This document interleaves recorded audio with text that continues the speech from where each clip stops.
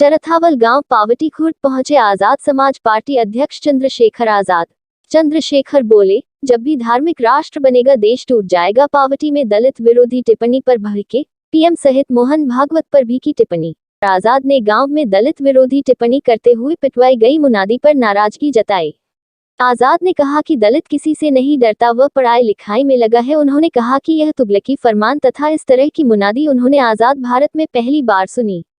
कहा कि गुलाम भारत में इस तरह की हरकतों के बारे में सुना जाता है। कहा कि चुनाव से पहले सभी को हिंदू कहा जाता है, लेकिन चुनाव समाप्त होते ही इस तरह की हरकत होती है। चंद्रशेखर आजाद ने कहा कि महंगाई, बेरोजगारी जैसे मुद्दों से ध्यान हटाने के लिए मंदिर, मस्जिद और लाउड स्पीकर जैसे मामले उठाए जा रहे हैं। उन्होंने हिंदू राष्ट्र के विचार पर भी सवाल उठाते हुए आरएसएस चीफ मोहन भागवत का नाम लेकर कई सवाल उठाए। उन्होंने कहा कि जब भी धार्मिक राष्ट्र बनेगा तो टूट जाएगा, उनका राष्ट्र टूटे वह ऐसा होने नहीं देंगे। अपने देश से बहुत प्यार करते हैं। देखिए खास रिपोर्ट।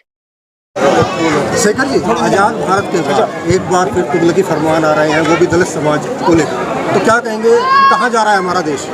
देखिए, मैंने गुलाम भारत में तो सुना था कि मुनादी होके ये फरमान जारी होते थे किसी समाज के लिए, लेकिन आज़ाद भारत में ये मैंने पहली मुनादी अपने संघर्ष के काल में सुनी और मुझे इससे बड़ी तकलीफ। इस पे मेरे दो मत। पहला मत कि पूरे जब इलेक्शन टाइम आता है ना, तो तमाम लोग हमें बताते घूमते हैं कि दलित जो है वो हिंदू, और जब चुनाव खत्म हो जाते हैं तो फिर ये इस तरह का व्यवहार दलितों के साथ होता है और बड़े पैमाने पे होता है। ये तो वीडियो बन गई है, वरना अगर पुलिस में ये लोग कंप्लेन करते तो पुलिस ही कह देती कि ये झूठ है। तो मैं समझता हूँ इस तरह की सोच एक व्यक्ति से नहीं, इस सोच से लड़ाई। प्रधानमंत्री जी पैर धोते हैं दलितों के, मुख्यमंत्री दलितों के घर जाकर खाना खाते हैं, और आज उन्हीं दलितों को कहा जा रहा है आज़ाद भारत में जब संविधान है, बराबर के अधिकार है कि डोल पे दिख जाएंगे, समाधि पे चले जाएंगे, ट्यूबवेल पे जाएंगे तो 5,000 रुपये जुर्माना, 50 जूते। कौन मार देगा 50 जूते? जूते मारना तो हम भी बहुत अच्छी तरह जानते हैं, हम तो चमड़ा बनाने में जानते हैं। तो मैंने सिर्फ उनको मैं ये बताने के लिए, बाकी काम पुलिस अपनी कार्रवाई कर रही है, कि ये अन्याय और ये तुगलकी फरमान अब चलेंगे नहीं। आज़ाद भारत और संविधान है यहाँ, और इस अन्याय को हम लोग बर्दाश्त भी नहीं करेंगे। मैं अपने समाज से ये विश्वास बताने के लिए कि हम लोग हैं यहाँ, और ऐसे लोग अपनी मानसिकता बदले। ये गुलाम भारत नहीं है, आज़ाद भारत है, और यहाँ सबको बराबरी के अधिकार है। जो संविधान के विरोध में जाएगा उसको फिर अन्याय करने पे अन्याय सहना भी पड़ेगा, फिर कानून के अनुसार कार्रवाई होगी। फरमान के बाद से लगातार गाँव में दहशत है, जो दलित महिलाएं वो जंगल भी नहीं जा रही है जी। तो क्या लगता है प्रशासन को सोचता व्यवस्था करनी चाहिए, लेकिन एक भी सिपाही गाँव में नहीं है? मैं अभी यहाँ के अधिकारियों से बात करूँगा। पहले मैंने समाज से बात की है। देखो, मैं फिर कह रहा हूँ, समाज डरता उड़ता नहीं, लेकिन बाबा साहब अम्बेडकर, सदगुरु रविदास जी उनको कह के गए कि पढ़ाई पे ध्यान दो। तो वो लोग पढ़ाई लिखाई करके, क्योंकि गरीब समाज आगे बढ़ने काम कर रहा है। अगर लड़ने की बात हो तो हमारी आबादी इतनी है, लेकिन हम लड़ना ही नहीं चाहते, हम तो आगे बढ़ना चाहते हैं, और तरक्की के रास्ते वो एजुकेशन से खुलेंगे। तो हम लोग पढ़ने वाले लोग हैं, संविधान के अनुसार चलने वाले लोग हैं। ये दहशत का माहौल ख़त्म हो, इसलिए मैं यहाँ हूँ, और मुझे आशा विश्वास है कि मेरे आने के बाद गाँव में दहशत का माहौल ख़त्म होगा। और मैं अधिकारियों से बात करूँगा कि जो धमकियाँ दी जा रही लोगों को, उन धमकी देने वाले लोगों पर भी कार्रवाई की जाए। जैसे एक अभी मुझे जानकारी मिली कि जिस बच्चे ने वीडियो बनाई उसको धमकी दी जा रही है कि उसको देख लेंगे। कौन देख लेगा? ये देखने दिखाने काम हम लोग बहुत अच्छी तरह जानते हैं। क्या कानूनी कार्रवाई से आप संतुष्ट हैं? देखिए, मैं तो अभी गांव में पहुंचा हूं। कानूनी कार्रवाई में वो एफआईआर भी देखूंगा, और मैं एसएसपी से बात भी करूंगा। मैं ये भी पूछूंगा सुरक्षा व्यवस्था क्या है, क्योंकि जिस व्यक्ति ने किया ये पहला काम नहीं है उसका।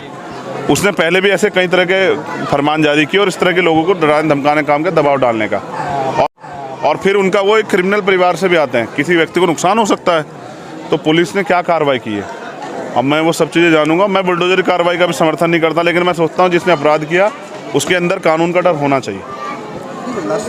जी।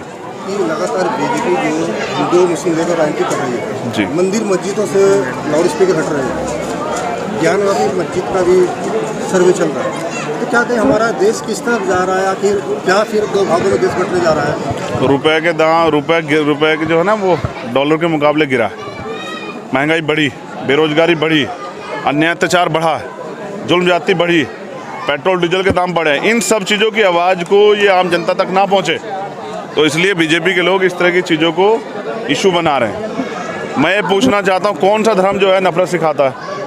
कौन सा भगवान कह रहा है कि जाओ दूसरे धर्म के लोगों को पीटो या उनकी जगह पे जाकर अन्याय अत्याचार करो तो बदल जाएगा? ये एक तरह का प्रोपगंडा है, क्योंकि असलियत को छिपाना। असलियत ये है कि आज युवा सुसाइड कर रहा है, कोई भर्ती नहीं आ रही है, बेरोजगारी बढ़ रही है, पेट्रोल डीजल खाद्य पदार्थों के दाम लगातार बढ़ रहे हैं, दवाइयाँ महंगी हो रही है। इस देश में कोरोना काल जैसे मामले आए लेकिन कोई चर्चा नहीं हो रही है। फिर उसके बाद लगातार आप देखिए जिस तरह से रुपया, जिसके लिए प्रधानमंत्री कहते थे कि ये देश का सम्मान है, वो गिरा है। आज हमारी आर्थिक स्थिति कमजोर है, 122,000 करोड़ रुपए कर्ज है हमारे ऊपर, हर व्यक्ति पे 2 लाख रुपए कर्ज। तो प्रधानमंत्री भी जानते हैं कि जवाब देना पड़ेगा, इसलिए इन इशू को बढ़ावा दिया जा रहा है। और जैसा आपने कहा, हिंदुत्व का सच ये है और हिंदू राष्ट्र का सच भी है। मैं तो मोहन भागवत जी से कहना चाहता हूँ, उन्होंने टेंडर लिया है, ठेका लिया है हिंदुत्व का, वो मुझे बताएं कि वो एक हिंदू राष्ट्र से पहले एक हिंदू गांव बना के दिखाएं, और उस हिंदू गांव में दलितों की, पिछड़ों की, आदिवासियों को क्या अधिकार होंगे, क्या उसका आधार होगा, क्या मापदंड होगा, किनको शिक्षा मिलेगी, किनको रोजगार मिलेगा, किनको जो है तरक्की, बिजनेस करने का मौका मिलेगा, उसका भी पैमाना, संविधान रखें। अगर हिंदू राष्ट्र बनेगा तो हिंदू संविधान भी बनेगा।